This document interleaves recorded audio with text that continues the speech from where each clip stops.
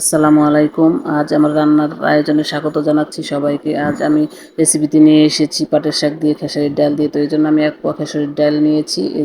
এটাকে ধুয়ে তারপরে চুলোয় বসিয়ে দেবো পরিমাণ মতো পানি দিয়ে। এরপরে হালকা একটু লবণ দিয়ে সিদ্ধ বসাবো। সিদ্ধ করে তারপর যেহেতু আমি এটা ব্লান্ড করব, সেজন্য আমি পানি বেশি একটা টানাবো না।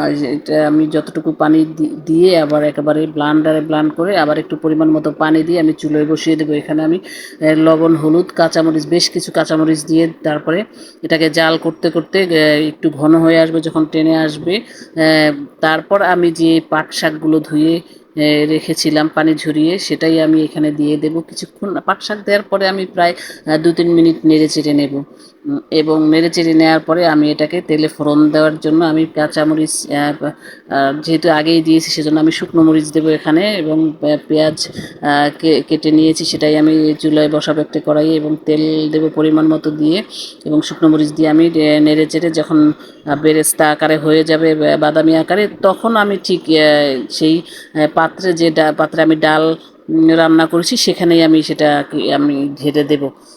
এরপরে কিছুক্ষণ নেড়ে চেড়ে নেব, আর একটু জাল করে, হালকা 2-1 মিনিট জাল করে তারপর আমি চুলো থেকে নামিয়ে নেব। তো এই ছিল আজকে আমার পাট শাক দিয়ে ডাল দিয়ে রান্নার রেসিপি। তো কেমন হয়েছে জানাবেন। তো সবাই ভালো থাকুন, সুস্থ থাকুন। আজ এ পর্যন্তই। আল্লাহ হাফেজ।